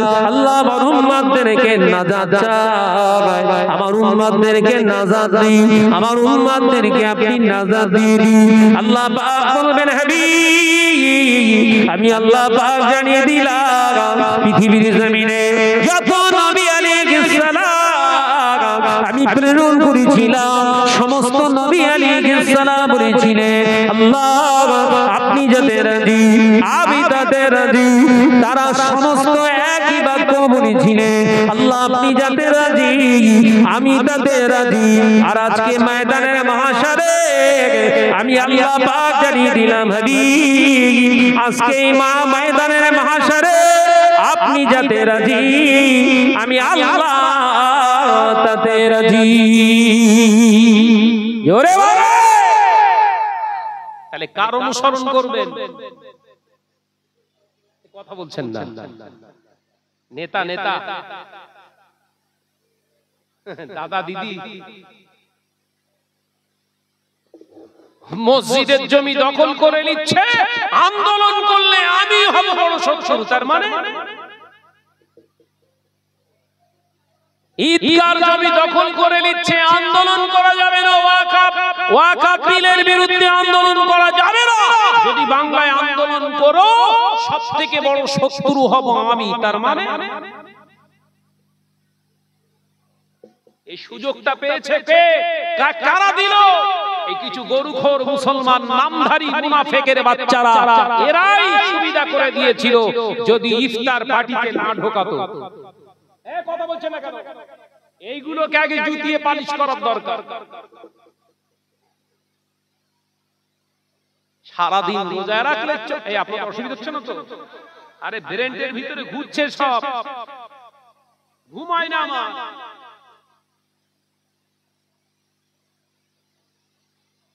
চোদ্দ ঘন্টা 13 ঘন্টা রোজা রাখলি তুই, আর তোর ইফতারের মজলিসেও পেচ্ছাপ ফিরে পানি নাই। তোরে আগে জবাই করার দরকার। এই কথা বলছেন না কেন? সেই মনে আছে শুরুতেই বলেছিলাম প্রতিবেশী ভাই বানিয়ে ফেলেছে কি আমরা ভাই ভাই। কথা ব্যাখ্যা উল্টো হচ্ছে না তো? নবী বলেছিলেন প্রতিবেশী ভাই, আরে বানিয়েছে কি ভাই ভাই ওই যে বলছে চলো ইফতারে যাব, পেচ্ছাপ ফিরে পানি নেয় না, আল্লাহকে মানে না, ও মসজিদে টুপি পরে বসে দিয়েছে। সুযোগ দিয়েছে কে? এই মসজিদের চাবি থাকে কার কার? মুয়াজ্জিমটা কে? গরুখোর। এখনো বোঝাতে হবে মুসলমান, সাবধান হন, সাবধান হন। ময়দানে এখন সমাজে হক কথা যিনি বলছেন তাকে কোল ঠেসা করে দেওয়ার চেষ্টা হচ্ছে। বাংলার জমিনে প্রতিবাদ করছে, একটা মুখই দেখতে পাচ্ছি, মুখ থেকে একটা মুখ থেকেই বারবার বেরোচ্ছে, সেই মুখটা হলেন, বলবো না বলবো, পীরজাদা নওশাদ সিদ্দিকী ভাইজান, আব্বাস ভাইজান, তিনি বলছেন। আর তাদেরকে কোল ঠেসা করার জন্য কিছু মোল্লা মৌলী সাহেব একদম পাগড়ি বেঁধে তাই লেগেছে। এই কথা বলছেন না কেন? আজকে মুসলমানদের লজ্জা থাকা উচিত, যারা আজকে ইফতারের মজলিসে তাদেরকে ইনভাইট করে। হ্যাঁ, তারা অবশ্যই আসবে, আমাদের বাড়িতে আসবে, খাওয়া দাওয়া করবে, ইফতার নয়। এই কথা বুঝতে পারছেন? তাদের ফল ফ্রুট আমি যা ইফতার করছি তাকে দেবো, কিন্তু ইফতার নয়। আসবে, নাস্তা দেবো, খেতে দেবো, ভালো তাকে সেবা সুস্থ ভালো ভালোবেসে তাকে দেবো। আমার প্রতিবেশী, আমার হক আছে, অবশ্যই সে খাবে, কিন্তু আমার ইফতার নয়। আমি রোজাদার, ইফতারটা আল্লাহ আমার জন্য খাস করে পাঠিয়েছে। ইফতার হলো রোজাদারদের জন্য সবথেকে বড় একটা নিয়ামত। একবার জোরে জোরে জোরে দিচ্ছ কি? ইফতার খাওয়াচ্ছে, বললেই বলবে শাহনাজ ভাই একটুখানি পার্টি ঘেঁষে চলছে। আমি কারোর ঘেঁষে ঠেসে চলি না, যা চলি ডাইরেক্ট চলি, সেটা হলো কোরআন আর হাদিস। এই কথা বুঝতে পারছেন না? ওসব ঘেঁষে ঠেসে না, ডাইরেক্ট চলি কোরআন আর হাদিস, ইজমা কিয়াস ছাড়া শাহনাজ কিছু বোঝে না। যিনি সত্য কথা বলবেন বুকে জড়িয়ে ধরে তাকে রাখবেন, যিনি মিথ্যার আশ্রয় গ্রহণ করবেন ছায়া মাড়াবো না। এই কথা বুঝতে পারছেন না? ছায়া মাড়াবো না। তুমি কোন পণ্ডিত আমি জানি না। আল্লাহ আমাদের বুঝ দেন, বলুন আমিন। জোরে বলি না আল্লাহুম্মা আমিন। দরুদ শরীফ আল্লাহুম্মা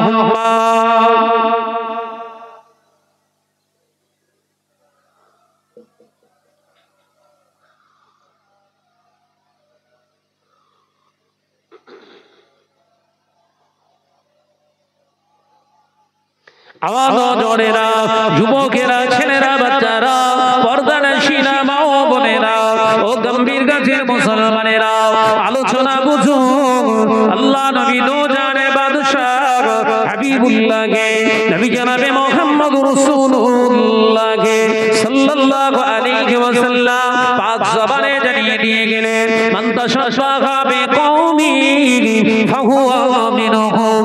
রাখাবুল মুসনাদ আহমদ। আল্লাহ নবী পাক জবানে জানিয়ে দিলেন, ও আমার সাহাবীরা, ও আমার সাহাবারা, আমি নবী তোমাদের জানিয়ে দিয়ে গেলাম, পৃথিবীর জমিনে তোমরা যে কওমের অনুসরণ করবে, যার তাসাফা করে দুনিয়া জিন্দেগিতে দুনিয়াদারি তোমরা করবে, আমি নবী জানিয়ে দিলাম ফাহুয়া মিনহুম, তাদের অন্তর্ভুক্ত হয়ে কিয়ামতের দিনে উঠবে। ময়দানের মাহশারে তাদের সঙ্গে তোমাদের হাসর হয়ে যাবে। আমি নবী জানিয়ে দিলাম, মান আহাব্বা সুন্নতি, যে আমার সুন্নাতকে মহব্বত করলো, ফাকাদ আহাব্বানি, সে আমি নবী আমাকে ভালোবাসলো। ওমান আহাব্বানি, আর আমাকে যে ভালোবাসলো, কানা মাই ফিল জান্নাহ। ও আমার সাহাবীরা, আমি নবী জানিয়ে দিলাম, সেই ব্যক্তিটা, সেই উম্মতটা আমি নবীর সঙ্গে জান্নাতে যাবে। আরে কি জোরে হবে না? কার অনুসরণ করবেন এবার ভেবে নেন। নবী একদিকে বললেন পৃথিবীর জমিনে যার অনুকরণ করবেন তার অনুকরণ করার কারণে তার সঙ্গে হাসর হবে। নবী সঙ্গে সঙ্গে কাটছাট জানিয়ে দিলেন, যদি কেউ আমার সুন্নাতকে মহব্বত করে সে আমি রাসূলুল্লাহকে মহব্বত করলো, আর যে আমাকে মহব্বত করলো সে অবশ্যই আমি রাসূলের সঙ্গে জান্নাতি হবে। একবার জোরে বলুন, একবার জোরে বলেন। কার সঙ্গে মহব্বত রাখবেন না রাখবেন আপনার পার্সোনালিটি, আপনার পার্সোনাল ব্যাপার। কার সঙ্গে আপনি চলবেন, কাকে আপনার জীবনের আপনার নেতা হিসাবে আপনি চুনবেন, এটা আপনার নিজের বিবেচ্য বিষয়। ও বিষয় নিয়ে আমি আলোচনা করব না। শুধু মুসলমান যতটুকু ঈমানি দায়িত্ব আছে একটু শুধু স্মরণ করিয়ে দেওয়া। রাস্তা ভুলে যাচ্ছেন না তো? রাস্তাটা দেখিয়ে দেওয়ার কাজ হচ্ছে আলেম ওলামাদের। রাস্তা দেখিয়ে দেওয়ার চেষ্টা করছি। এই অসুবিধা হচ্ছে না তো বাবা? ভাইরা, আমার নজনের যুবকেরা, ছেলেরা, বাচ্চারা, আলেম যারা হয়, হাক্কানি আলেম যারা হয়, তারা জেলের ভয় পায় না। হাক্কানি আলেম যারা হয়, ফাঁসির ভয় পায় না। হাক্কানি আলেম যারা হয়, দুনিয়ার শাসকে চোখ রাঙানিতেও ভয় পায় না। আলেম যারা হয়, পৃথিবীর কোন জালেমের সামনে মাথা নত করেন না। আল্লাহর মাহবুব বান্দা মুজাদ্দিদুজ জামান আমিরুশ শরিয়াত আলা হযরত দাদা পীর সাহেব কিবলা রাহমাতুল্লাহ আলাইহি জীবনে কোনো অন্যায় সঙ্গে তিনি আপোষ করেননি। ও পৃথিবীর জমিনে তিনি যতদিন দুনিয়ার জমিনে ছিলেন, ও বাবাজিরা, কোনো অন্যায়কারীর সঙ্গে তার আপোষ ছিল না। আল্লাহর মাহবুব বান্দা মুজাদ্দিদুজ জামান আমিরুশ শরিয়াত আলা হযরত দাদা পীর সাহেব কিবলা রাহমাতুল্লাহ আলাইহি ওই জন্য তিনি ওসিয়ত আমার ভিতরে জানিয়ে নিয়ে গেলেন, ও আমার ভক্ত মুরিদানেরা, আমি আবু বাঙ্গা জানিয়ে দিয়ে গেলাম, খবরদার সুদ তোমরা খাবে না, সুদ তোমরা দেবে না। আমি আবু বাঙ্গা জানিয়ে দিয়ে গেলাম, খবরদার লটারি কাটবে না। খবরদার আমি আবু বাঙ্গা জানিয়ে দিয়ে গেলাম, খবরদার খবরদার আমি আবু বাঙ্গা সিদ্দিক জানিয়ে দিয়ে গেলাম, নামাজ তোমরা ইচ্ছাকৃতভাবে ছেড়ে দেবে না, নামাজ তোমরা কাজা করবে না, ঘরের মা বোনেদেরকে বেপরদা করে রাখবে না। আমি আবু বাঙ্গা জানিয়ে দিয়ে গেলাম, খবরদার নেশা পান করবে না।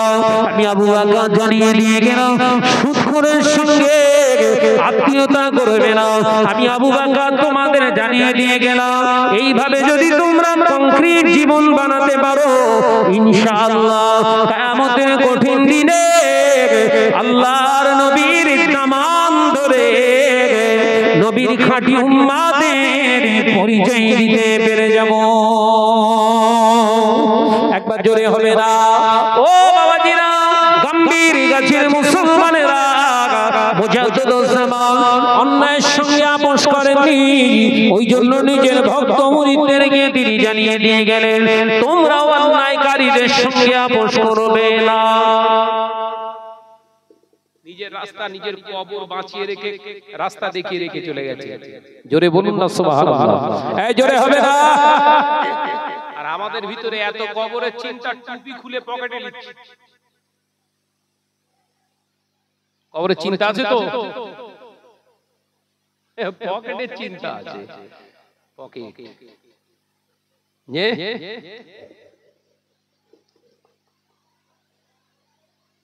ये हाल तेरा चाल है, मकसद तो तेरा माल है। ये हाल तो तेरा चाल है, मकसद तो तेरा माल है, लाखों को गुमराह बना दिया। বাবাজি, এখনো সময় আছে, ফিরে আসেন। মুজাদ্দিদুজ জামানের নীতি আদর্শকে একদম কঠোরভাবে নিজের জীবনে ধারণ করুন। কে আপনাকে ভালো বললো খারাপ বললো দেখার দরকার নেই, দেখার দরকার নেই। আমি আমার ক্ষুদ্র জ্ঞানে আমি যেটা বুঝি,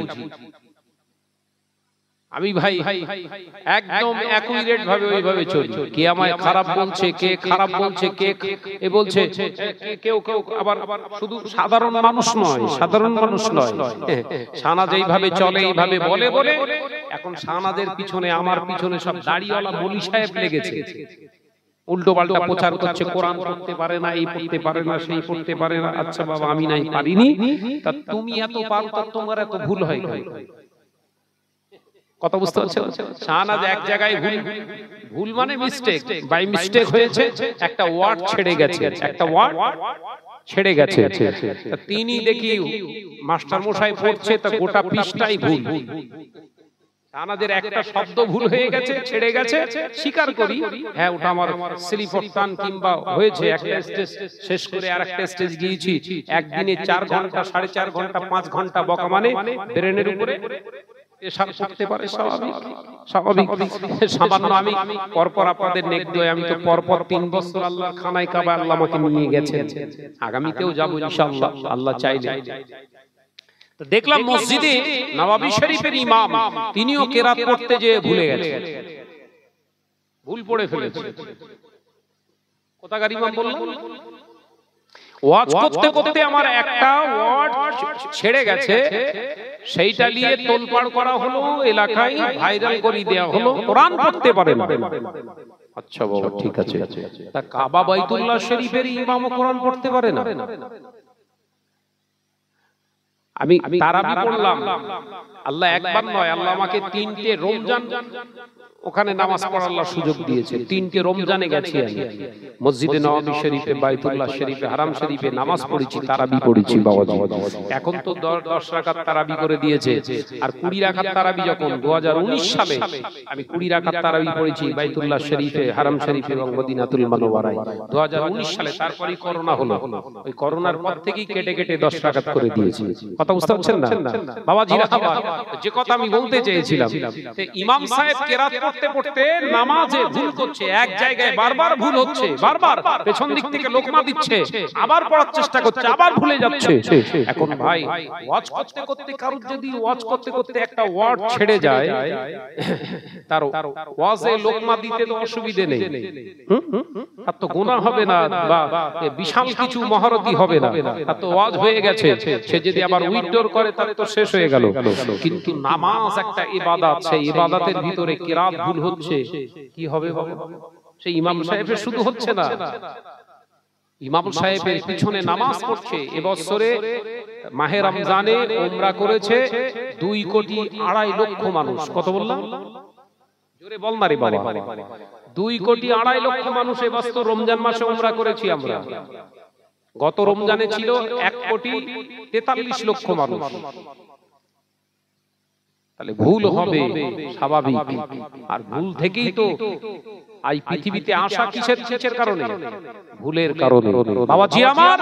তাই এগুলো নিয়ে যারা হুড়ুম হুড়ুম করছে, উদ্দেশ্য কি? ও বাড়ছকে নামিয়ে দাও। উদ্দেশ্য কি? ও উপরে উঠছকে নামাও, আমি একটু উঠবো। ওরে নারে পাগলা, তোর ঈমানে গন্ডগোল, পোকা লেগে গেছে তোর ঈমানে, কারণ তুই আল্লাহর দেওয়া সম্মানকে বিশ্বাস করিস না। তুই ভাবিস ওর বিরুদ্ধে আমরা বললে বোধহয় ওর ডাউন হয়ে যাবে, আমরা একটু উপরে উঠতে পারবো। কিন্তু তুই পড়িছিস বোধহয়, আমার তো জানা নেই পড়িছিস কিনা। আল্লাহ কোরআনে বলছে, অত ইসমান তাশা ওয়া তুযিল্লু মান তাশা, ইজ্জত দেই আমি আল্লাহ। ইজ্জত দাতাকে এই জোরে বলেন, আমি আল্লাহ ইজ্জত দেই, আমি আল্লাহ ইজ্জত নেই। ইজ্জত বাড়া কুমার সব হাত আমি আল্লাহ আমার কাছে। একবার জোরে বলুন না, এই জোরে হবে না? ভাইরা, আমার নজনেরা, যুবকেরা, ছেলেরা, বাচ্চারা, পর্দানশীল মা ও বোনেরা, ছেলেরা, বাচ্চারা, আলোচনা বুঝুন। ও গম্ভীর গাছের মুসলমান বাবাজিরা, আলোচনা বুঝুন। আল্লাহ নবী দো জাহানে বাদশা হাবিবুল্লাহ কে, নবী জনাবে মুহাম্মদুর রাসূলুল্লাহ কে সাল্লাল্লাহু আলাইহি ওয়াসাল্লাম, নবী আমার পাক জবানে জানিয়ে দিলেন, ও আমার সাহাবীরা, শুনে রেখে দাও, জেনে রেখে দাও, শুনে রেখে দাও, জেনে রেখে দাও। এমন একটা দিন আসবে যেদিনে দেখতে পাওয়া যাবে আমার উম্মতেরা পৃথিবীর জমিনে সংখ্যায় বেড়ে যাবে, মুসলমানদের সংখ্যা বাড়বে, দাড়িওয়ালা টুপিওয়ালা বেড়ে যাবে, জুব্বাওয়ালা বেড়ে যাবে, হাজি বেড়ে যাবে, উমরাকারী বেড়ে যাবে। ও আমার সাহাবীরা, শুনে রেখে দাও, জেনে রেখে দাও, পৃথিবীর জমিনে আমার উম্মতরা অন্য কওমের কাছে নির্যাতিত হবে না, না, না। আমার আল্লাহ পাক তাদেরকে দিয়ে এই মুসলমানগুলোকে আল্লাহ নির্যাতন করাবে, তাদের উপর দিয়ে আল্লাহ পাক মুসলমানদেরকে পেটাতে থাকবে। সাহাবায়ে কেরামেরা প্রশ্ন করলেন, ইয়া রাসূলুল্লাহ, হাবিবাল্লাহ, কারণটা কি? আল্লাহর নবী বললেন, মুসলমান নামধারী হবে, আসলে তারা হারামের লেনদেনকারী হয়ে যাবে। কিসের লেনদেনকারী? জোরে বলেন, জোরে বলেন। এবার এক একটা করে বাছেন। মহিলা সমিতি হালাল, বন্ধন গ্রুপ হালাল, কথা বলেন না। লটারি সব চুপ করে, লটারি কাটা হালাল না, সব চুপ করে মানে হালাল। লটারি কাটা জোরে বলতে হবে হারাম। গান বাজনা, ওই মোবাইলে ইজি রিচার্জ করে পরের মেয়ের সঙ্গে কথা বলা, কথা বলে না। গভীর রাতে অন্যের বউয়ের সঙ্গে সম্পর্ক করা, সব চুপ করে হালাল বোধহয় নাকি, কথা বলে না। ওই কালো তার গ্রামে ঢোকানো, কালো তার, কালো তার কেবিল, কেবিল 350 টাকা হালাল, কথা বলে না, চুপ করে সব বুঝতে পারে না। বিশ্বনবীর কথাটা বুঝে নেন। বিশ্বনবী বললেন উম্মতেরা সেই দিনে নির্যাতিত হবে না, আল্লাহর পক্ষ থেকে এটাই হবে মুসলমানদের উপরে গজব, এটাই হবে মুসলমানদের উপরে গজব। কেন?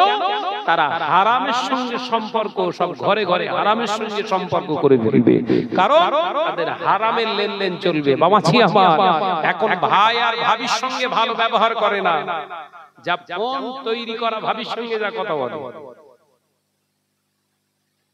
নিজের ভাইয়ের সঙ্গে বোন এখন ভালো করে আর কথা বলতে চায় না, পাতানো বোনের সঙ্গে রাত দিন 24 ঘন্টায় ব্যস্ত আছে। তাহলে যেটা ছিল হারাম সেটা বানিয়েছি হালাল। ওই জন্য মার খাওয়াটা আমাদের জন্য হালাল।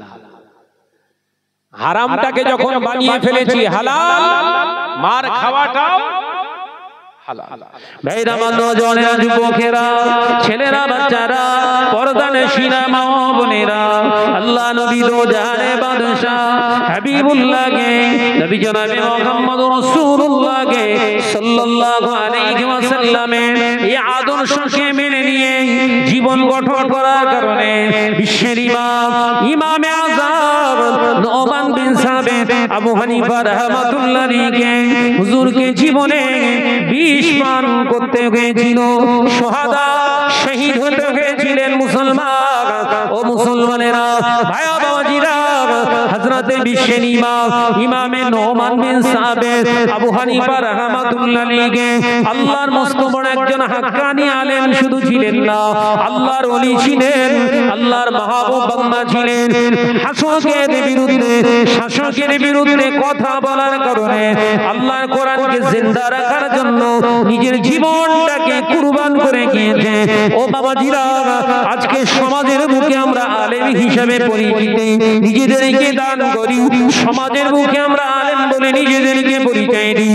অবাক হয়ে যেতে হয় বাবাজি, বর্তমান মুসলমানদের ওয়াকফ সম্পত্তি নিয়ে দিনগত আমরা বিরাট আন্দোলন করলাম, সমাজে মাঠে ময়দানে হই হই কণ্ঠ, রই রই ব্যাপার, ওয়াকফ বিল না প্রত্যাহার করা পর্যন্ত আমরা পথ ছাড়বো না, আন্দোলন ছাড়বো না। সেই নেতাগুলো, সেই মুসলমান নেতাগুলো এখন যাচ্ছে সব ঠান্ডা করে ঘুমায়, সব কোথায় গো? সব হিম ঘরে চলে গেছে। বিরাট আন্দোলন হচ্ছিল না, এই কথা বলছেন কেন? ওয়াকফ বিল প্রত্যাহার হয়ে গেছে, তাই তো? ওয়াকফ বিল উঠিয়ে নিয়েছে, প্রত্যাহার করেছে, তাই তো? তা আন্দোলন বন্ধ হয়ে গেছে মানেই তো সাকসেসফুল। আসলে তা নয়, বিষয়টা হচ্ছে যার যা পকেটের দরকার ছিল পেয়ে গেছে, মাল ঠান্ডা। কথা বুঝতে পারছেন? যার যেটা ডিমান্ড ছিল পূর্ণ হয়ে গেছে, একদম পুরো ঠান্ডা। ওই শুধু একবার হুঙ্কার দিল না, পশ্চিমবঙ্গে আন্দোলন করা যাবে না, একবার বলেছিল না, পশ্চিমবঙ্গে আন্দোলন করা যাবে না, এই আন্দোলন করলে তাহলে সব থেকে বড় শত্রু আমি হয়ে যাব। হুজুররা সব শুয়ে পড়েছে, কথা বলছেন না? ও আম্বু দাম্বু করছিল, এই করব সেই করব, এই করব সেই করব। খোঁজ খবর নিয়ে দেখি মোটামুটি এই আন্দোলনের নাম করে বহু টাকা কালেকশন করে ঝেড়ে দিয়েছে। তাহলে মুসলিম লিডারের অভাব সমাজে, মুসলিম লিডার চুনুন। মুসলিম লিডার নেতা আমাদেরকে চুনতে হবে। এই মুসলিম লিডারের অভাব আমাদের ভিতরে বোধ করছি। এই অভাব না দূরীকরণ হওয়া পর্যন্ত আমরা জীবনে কোনো কাজে সাকসেসফুল হব না। আর এই মুসলিম লিডার আমাদের খুঁজতে গেলে এমন একজন ব্যক্তিকে লিডারত্ব আমাদেরকে দিতে হবে যার হারামের সঙ্গে কোনো সম্পর্ক থাকবে না। একবার জোরে হবে না? ওয়াকফ বিলের আন্দোলন করছে, দাড়িতে কালি মেরে। ওয়াকফ বিলের আন্দোলনে মুখ্য ভূমিকা নিচ্ছে কে? সে দাড়ি কলপ করে রেখেছে, যেটা হাদিস পাকের ভিতরে সরাসরি হারাম করা হয়েছে। কথা বলছে না কেন? যেটা আমরা পড়েছি, কালো কলপ করা, এই কালো কলপ করা এটা হচ্ছে শরিয়াতে সম্পূর্ণ নিষিদ্ধ, হারাম। এখন ওই ব্যক্তিটাকে যদি আপনি লিডার হিসাবে আপনার জীবনে চুনে নেন, তাহলে সবথেকে বড় ভুল আপনার জীবনে আপনি করেছেন। কারণ যে আল্লাহর সঙ্গে ধোঁকা দিতে কুণ্ঠিত বোধ করে না, আপামর জনসাধারণ আমার আপনার সঙ্গে ধোঁকাবাজি করবে না, কি গ্যারান্টি আছে? এই কথা বলছেন না কেন? আমি এগুলো ধরিয়ে দিচ্ছি বলেই তো খারাপ। এইগুলোই ধরিয়ে দিচ্ছি বলে যে আমাদের নেতা কে হবে। আমি বলিনি আমি হব। আমাদের নেতার অভাব বোধ করছি আমরা। নেতা কাকে মানাবো, কাকে আমরা মানবো? যে নেতা হবে শরিয়াতের একজন কট্টরপন্থী, প্রকৃত ইত্তেবায়ে সুন্নাতে নববীর উপরে নিজের জীবনটাকে চালনা করেন, যেমন ছিলেন মুজাদ্দিদুজ জামান। একবার জোরে বলুন না, জোরে হবে না? মুজাদ্দিদুজ জামান যত আন্দোলন করেছে এই জমিনে, বাংলা জমিনে, প্রত্যেকটা আন্দোলন সাকসেসফুল। একবার জোরে বলুন না। মুজাদ্দিদুজ জামান লিডারশিপ গ্রহণ করেছিলেন, তাকে গ্রহণ করানো হয়েছিল। এই বাংলার মুসলমানরাই বলেছিলেন আপনি আমাদের নেতা। একদিকে তিনি রাজনীতির আঙিনাটা দেখিয়ে গেছেন, তিনি রাজনীতি করেননি কিন্তু দেখিয়ে রেখে গেছেন রাজনীতি কিভাবে করতে হয়। অন্যায়ের রাস্তা অবলম্বন করলে কখনো রাজনীতি করা হয় না, ধোঁকা দেওয়া হয়। অর্থাৎ মিথ্যা দ্বারস্থ হয়েও না তোমরা। মুজাদ্দিদুজ জামান তিনি বলেছিলেন রাজনীতির আঙিনায় তোমরা থাকবে কিন্তু মিথ্যার হারামের আশ্রয় গ্রহণ করবে না। একবার জোরে বলুন সুবহানাল্লাহ। তানার এই আদর্শ নিয়ে যারা পৃথিবীর জমিনে চলেছিলেন, বাংলার জমিনে প্রত্যেকটা রাজনীতিবিদ এখন ইতিহাসে তাদের নামগুলো রচিত আছে। অবাক হয়ে যেতে হয়। নাম শোনেননি? খোলাপোতার জমিনে শুয়ে আছে বজলুর রহমান দারগাপুরি, নাম শুনেছেন? কথা বলছেন না। রাজনীতি করেছিলেন তো, কার নির্দেশে করেছিলেন? মুজাদ্দিদুজ জামান বলেছিলেন। সেই বজলুর রহমান দারগাপুরি রাহমাতুল্লাহ আলাইহি তিনি সেই সময় রাজনীতি করেছিলেন, অন্যায়ের সঙ্গে কোনো আপোষ করেননি বজলুর রহমান দারগাপুরি। ওই জন্য তার কবরটা এখনো জিয়ারত করতে যায় মানুষ। কথা বুঝতে পারছেন না? যে মুজাদ্দিদুজ জামান আমাদের লিডার ছিলেন। যদি এখন কেউ লিডারশিপ নিজেকে জাহির করতে চায়, তাহলে আমাদের দেখতে হবে হারামের সঙ্গে সম্পর্ক আছে এরকম কোন ব্যক্তি আমাদের নেতা হবেন না। আমাদের নেতা হবেন নির্ভেজাল হালালিয়াতের জিন্দেগি তৈরি করনে वाला, যে ওয়াকফ আন্দোলন করছে অথচ নিজে আন্দোলনের সময়সীমা স্টেজে বক্তব্য চলছে কটা থেকে না, দুটো থেকে স্টার্ট, চলবে কটা পর্যন্ত না আপনার মাগরিবের পর পর্যন্ত হবে। দুটো থেকে বক্তব্য শুরু হয়েছে, স্টেজে বসে আছে, আসরের নামাজ শেষ হয়ে গেছে, মাগরিবের নামাজ শেষ হয়ে গেছে, নেতাদের নামাজ নেই। এরা নাকি আমাদের পথ দেখাবে, এই কথা বুঝতে পারছেন না? এ বললেই তো শাহনাজ খারাপ। ভাইরা, নওজওয়ানেরা, যুবকেরা, ছেলেরা, বাচ্চারা, আল্লাহওয়ালা নেতা, আল্লাহর মাহবুব বান্দা যারা হন, তাদেরকে নেতা বলে মেনে নিলে কি হয়? তারা যেখানে অবস্থান করবে আল্লাহ পাক রহমত নাযিল করবে। যেমন ছিলেন বিশ্বের ইমামে আযম আবু হানিফা রাহমাতুল্লাহ আলাইহি, নোমান বিন সাবিত রাহমাতুল্লাহ আলাইহি জেলে যখন কয়েদখানায় যখন হুজুরকে কয়েদি বানিয়ে দেওয়া হলো, হুজুর আমার জেলের ভিতরে ছিলেন। মালিক বিন মারওয়ান মনসুর মনে করেছিলেন, মালিক বিন মারওয়ান মনে করেছিলেন জেলের ভিতরে ঢুকিয়ে দিয়েছি মানে আবু হানিফা নোমান বিন সাবিতের সব কার্যকলাপ বন্ধ হয়ে গেছে, দ্বীনের আর খেদমত করতে পারবে না, শরিয়াতের কোনো খেদমত আর করতে পারবে না। ও বাবাজিরা, ইতিহাস খুলে দেখুন, হযরত বিশ্বের ইমামে আযম আবু হানিফা রাহমাতুল্লাহ আলাইহি জেলের ভিতরে যত চোর দস্যু ডাকা বদমাশ খুনি ছিল সবকে এক জায়গায় করে দ্বীনের শরিয়াতের তালিম তিনি দিয়েছিলেন। এ নওজওয়ানেরা, মুরব্বিয়ানে গণেরা, ছেলেরা, বাচ্চারা, পর্দানশীনা মা ও বোনেরা, আবু হানিফা রাহমাতুল্লাহ আলাইহি, নোমান বিন সাবিত রাহমাতুল্লাহ আলাইহি যখন এইভাবে খেদমত করতে দেখলেন জেলের ভিতরে, কয়েদখানার ভিতরে তিনি খেদমত করছে, ও নওজওয়ানেরা, হিংসুকেরা, মুনাফিকের দলেরা কি করলেন? খাবারের সঙ্গে বিষ মিশিয়ে দিয়ে বিশ্বের ইমামকে শহীদ করে দেয়া হলো। ইন্না লিল্লাহি ওয়া ইন্না ইলাইহি রাজিউন। হুজুর আমার ইন্তেকাল হয়ে গেলেন, শাহাদা বরণ করলেন, শহীদ হয়ে গিয়েছে। কিন্তু অবাক হয়ে যাবেন কি না, বিশ্বের ইমাম দুনিয়া থেকে চলে গিয়েছে, হুজুরের লাশটাকে গোসল করিয়ে দাফন করানোর জন্য, জানাজা পড়ানোর জন্য যখন ফাঁকায় বার করা হচ্ছিল, দেখতে পাওয়া যাবে এক আবু হানিফাকে বিষ খাইয়ে শহীদ করে দেয়া হয়েছে বটে, কিন্তু তার সোহবতে যত কয়েদিরা ছিলেন সবাই আল্লাহর ওলি হয়ে গেছে। জোরে বলে আমার আলোচনা বুঝতে পারছেন? তাহলে নেতা এমন ভাবে চুনুন, সেই নেতা যেখানে যাবে সেখানে শস্যের নয় রহমত ঝরবে। একবার জোরে বলুন, একবার জোরে বলুন, যে নেতার ওসিলায় আল্লাহর খাস রহমত নাযিল হবে, যেখানে যাবে ভালো পাওয়া যাবে। আরো একটা উদাহরণ দেই, মুজাদ্দিদ জামান ইন্তেকাল করেছে, কিছু না হলেও প্রায় 90 এর কাছাকাছি। কত বছর? 90 প্লাস হয়ে গেছে, হিসাব করলে 90 প্লাস। বাবাজি, মুজাদ্দিদ জামানের হাতের একটা লাঠি আছে। কি বললাম?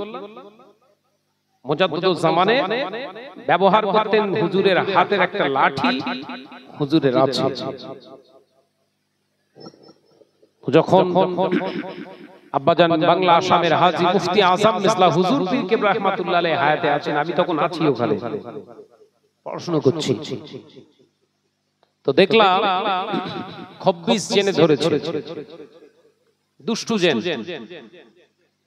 একটা জেনের রোগীকে দুষ্টু জেন পাকড়াও করেছে। তো হুজুর কেবলা আব্বাজান মিসলা হুজুর পীর কেবলা বললেন, বাবা ও 26 এসেছে, 26 ও সহজে যেতে চাইবে না, তুমি এক কাজ করো, ও তাবিজ দেব, পরে আব্বাজানের লাঠিটা গিয়ে ওই রোগীর মাথাতে যে ঠেকাও। একবার জোরে বলবেন না? এই জোরে হবে না? সুবহানাল্লাহ। আমার নিজে চোখে দেখা, গল্প করা নয়, আর তৈরি করে কথাও বলছি না। সেই মুজাদ্দিদ জামানের ইউজ করা, ব্যবহার করা লাঠিটা গিয়ে ওই জেনের রোগীকে গিয়ে 26 জেনে যার ধরেছিলেন তার মাথাতে যে ঠেকিয়েছে, সঙ্গে সঙ্গে বেহুশ হয়ে পড়ে গেছে। একবার জোরে বলুন না সুবহানাল্লাহ। আমি শুধু উদাহরণ দিচ্ছি, ওই গালগালা গল্প বলছি না, গোপাল ভাড়ের গল্প নয়। মুজাদ্দিদ জামান দাদা পীর সাহেব কেবলা রাহমাতুল্লাহ আলাইহি সৎ মানুষ ছিলেন, তার ব্যবহারের লাঠির মর্যাদাও আল্লাহ দিয়েছে। তার ব্যবহারে লাঠির মর্যাদা আল্লাহ দিয়েছে। ওই জেনের রোগীটার মাথাতে যে ওই লাঠিটা ঠেকিয়েছে, রোগী বেহুশ হয়ে গেছে, জ্ঞান ফিরেছে। মুজাদ্দিদুস সামারের লাগতে জিগার বাংলা সাহেবের হাজী মুফতি আযম বললেন, বাবা খাব্বিস পালিয়ে গেছে, এবার ওকে আমার কাছে আনো, আমি তাবিজ কালামটা করে দিই। একবার জোরে বলুন। কিছু বুঝতে পেরেছেন? আল্লাহ ওয়ালা নেতা যদি হয়, তার গায়ের পোশাক ব্যবহারের জিনিসটাও কাজে দেয়, যেখানে রাখবেন সেখানটাও ভালো হবে। একবার জোরে বলুন। কথা বুঝতে পেরেছেন? ওই জন্য আমাদের নেতা চুনতে হবে। আমাদের নেতা যে ডেকেছে হু হু করে পালিয়ে চলে গেলেন, এটাই আপনার জীবনের সবথেকে খারাপ। ডাকছে কে, কার ডাকে যাব, এতটুকু স্যাটিসফাই হন, এতটুকু শিওর হয়ে যান যে হ্যাঁ প্রকৃতপক্ষে উনি শরিয়াতকে মাননে ওয়ালা, শরিয়াতের উপরে চলনে ওয়ালা, শরিয়াতের উপরে আপনার আমল মুকাম্মাল জিন্দেগি তৈরি করনে ওয়ালা ব্যক্তি ডেকেছে, আমার যাওয়া উচিত, এটা আমার ইমানি কর্তব্য। আমরা কি করছি? আন্দোলন হলো, ডেকেছে, হু হু করে বেরিয়ে চলে গেলাম, গিয়ে কি হলো? আমরা জমায়েত করলাম, হাজার হাজার মানুষ ওখানে গিয়ে দাঁড়ালাম, আর ওটা ভালো করে ভিডিও শুট ফটো করে নিয়ে প্রশাসনকে দেখিয়ে দিল, আমার ডাকে এত লোক এসেছে, কি দেবে দাও। সে পেয়ে গেছে, আর আন্দোলন করে এ কথা বলছে না, ও তো পেয়ে গেছে। প্রশাসন দেখলো এই আন্দোলনকে থামাতে গেলে আগে চেয়ারটাকে ভালো করে ভেজাতে হবে, চেয়ারটাকে ভিজিয়ে দাও, ভালো করে দিয়ে দিয়েছে, এখন ঠান্ডা ঘরে চলে গেছে। ওয়াকফ বিল চলছে, ওয়াকফ বিল এখন রানিং, বিভিন্ন জায়গায় মসজিদ মাদ্রাসা দখল হওয়া শুরু হয়ে গেছে। মিথ্যা কথা বলছি? সে আন্দোলন করনে ওয়ালা ব্যক্তিরা কোথায়? যারা নেতা সেজেছিল টুপি পরে, তারা কোথায়? প্রশ্ন করবেন না? ঘরের শত্রু বিভীষণ, এইগুলোকে আগে চিহ্নিত করুন, এগুলোকে আগে চিনুন। এরা ইসলামকে শেষ করছে, এদের পূর্বপুরুষরা, এদেরই উত্তরসূরিরা, এরাই হলো তারা যারা ওই কারবালার ময়দানে ইমাম হুসাইন রাদিয়াল্লাহু তাআলা আনহু হুজুরের সাথী সঙ্গীদেরকে শহীদ করে দেওয়ার ইন্ধন জুগিয়েছিলেন। তাদের উত্তরসূরিরা সব মিস্টেক হয়ে যাচ্ছে নাকি? ভুলে যাচ্ছেন? কুফার মানুষরা ডেকেছিল তো ইমাম হুসাইন রাদিয়াল্লাহু তাআলাকে আমন্ত্রণ করেছিল, তো কটা চিঠি দিয়েছিল? অসংখ্য। কোন কিতাবে আছে 150 অধিক চিঠি। কটা চিঠি? 150 অধিক চিঠি। আসুন হুজুর, আসুন, আমরা ওই ইয়াজিদের রাজতন্ত্র আমরা মানব না, ইয়াজিদকে আমরা খলিফা হিসেবে মানব না, আপনি আসুন, আপনার হাতে হাত দিয়ে আমরা বায়াত গ্রহণ করব, আপনি হলেন আমাদের নেতা। কটা চিঠি? অতগুলো চিঠি পাওয়ার পরে মুসলিম বিন আকিলকে পাঠিয়েছিলেন আসল সত্যতা যাচাই করার জন্য।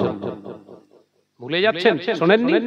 মুসলিম বিন আকিল রাদিয়াল্লাহু তাআলা আনহু রাসূল পাকের একজন জলিল কদর সাহাবী, আহা, বিশ্ব নবীর একজন জলিল কদর সাহাবী মুসলিম বিন আকিল রাদিয়াল্লাহু তাআলা আনহুকে পাঠিয়ে দেয়া হলো কুফার জমিনে, তানাকেও শহীদ করে দেয়া হলো।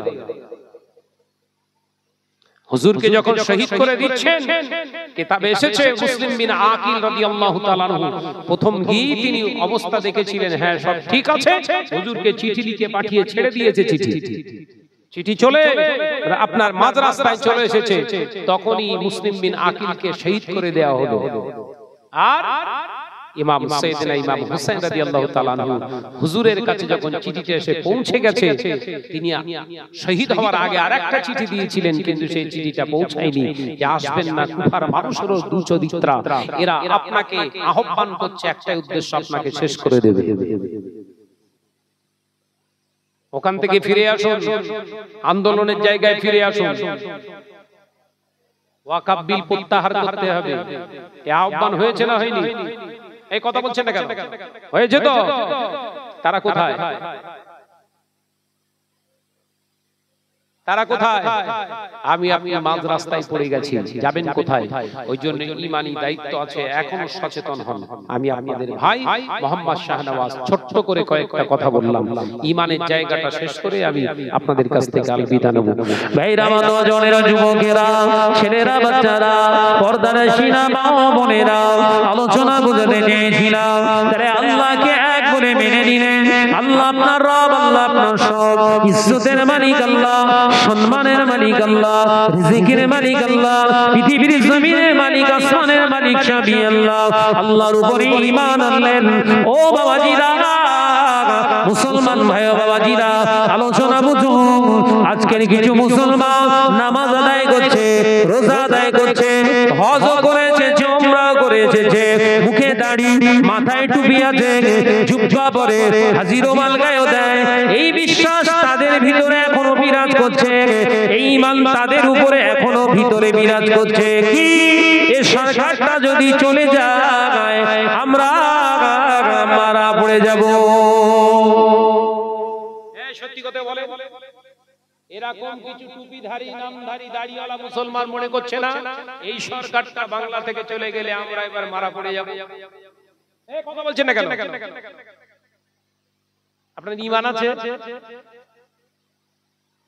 এই যে বিশ্বাস করলেন যে এই সরকার চলে গেলে আমি শেষ হয়ে যাব, আপনি তো বেঈমানের সার্টিফিকেট হাতে ধরিয়ে নিয়েছেন।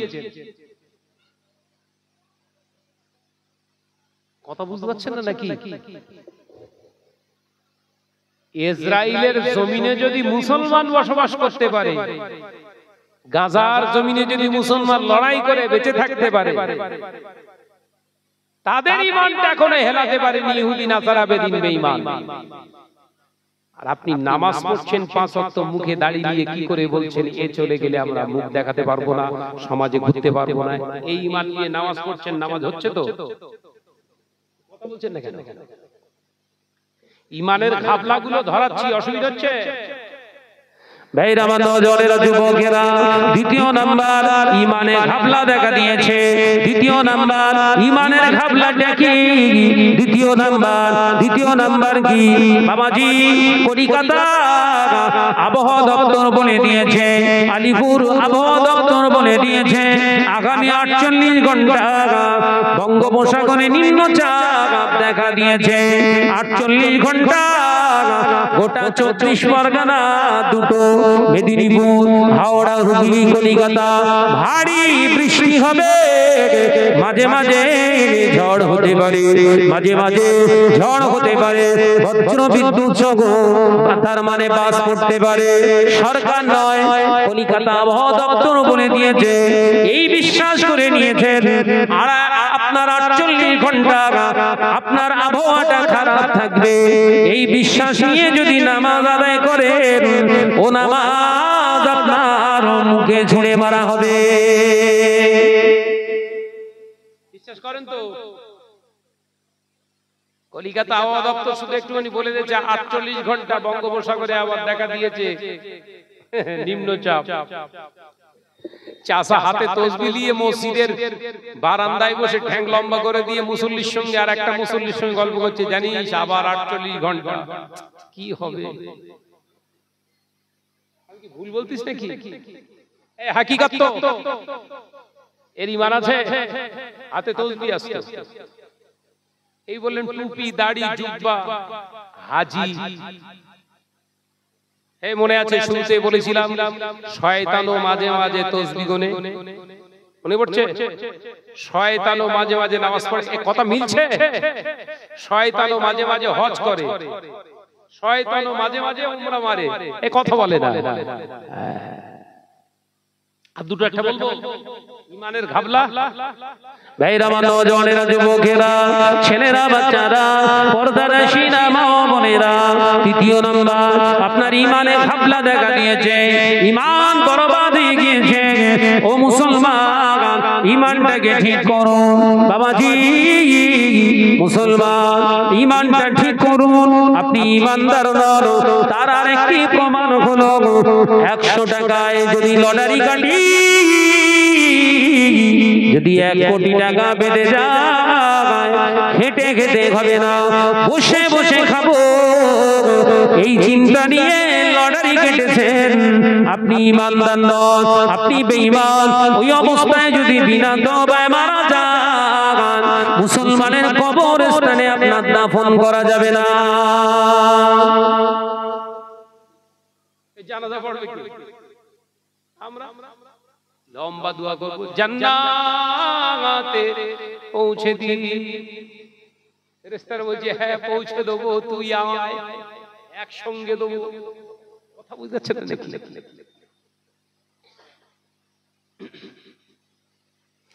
এ নওজওয়ানেরা, মুসলমানেরা, ভাই ও বাবাজিরা, মনে কষ্ট নেবেন না। যে মুসলমানটা লটারি কাটে, ওই মুসলমানটা যদি বিনা তওবায় মারা যায়, ওর ইন্তেকালের পরে কোন 5 ওয়াক্ত নামাজি মুসল্লি ওর জানাজা নামাজে যেতে পারবে না।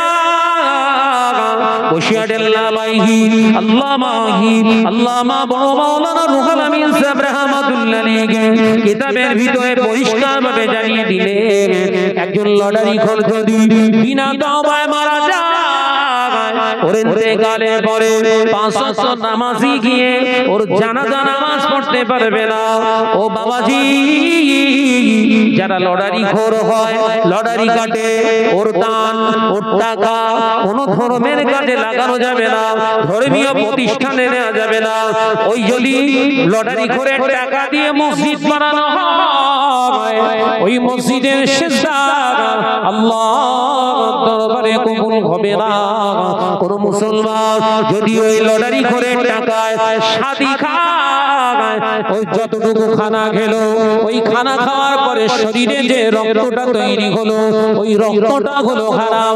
শরীরের ভিতরে ফিল্টার হয়ে বীর্য তৈরি হয়, 80 ফোঁটা রক্তের ফিল্টার করে 1 ফোঁটা বীর্য নির্গৃত করে আল্লাহ।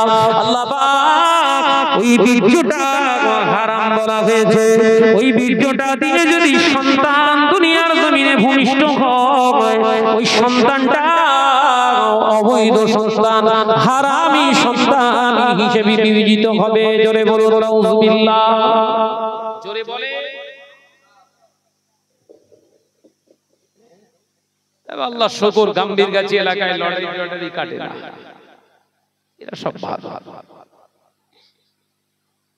আছে নাকি?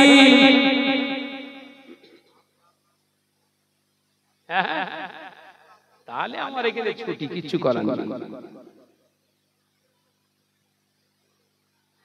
এ নওজওয়ানেরা, মুরব্বিয়ানে গণেরা, ছেলেরা, বাচ্চারা, পর্দানশীনা মা ও বোনেরা, আলোচনা বুঝো। আমি আপনাদের ভাই মোহাম্মদ শাহনওয়াজ বলে যায়, শুনে রেখে দিন, জেনে রেখে দিন। মুসলমান ঘরে ছেলেরা সাবধান হয়ে যান, শুনে রেখে দিন, শুনে রেখে দিন। আল্লাহ পাক লটারিকে পৃথিবীর জমিনে হারাম করে দিয়েছে, আমার আপনার জন্য হারাম। ওই যারা লটারি কাটে, ওরা ঈমান নিয়ে কবরে যেতে পারবে না।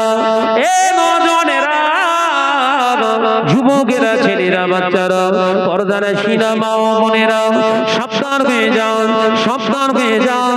এখনো পৃথিবীর জমিনে বহু মুসলমান আছে যারা দিন আনা দিন খাওয়া, যাদের দিন আনা দিন খাওয়া, যাদের রোজগারে জিন্দেগি চলছে, হালাল রাস্তার উপরে চলছে, সমাজে তাদের হয়তো অনেক দুর্নাম বদনাম করানো হয়, অনেক নিচু করানো হয়, ছোট করে দেয়া হয়। সমাজের বুকে তারা নিপীড়িত হচ্ছে, অত্যাচারিত হচ্ছে।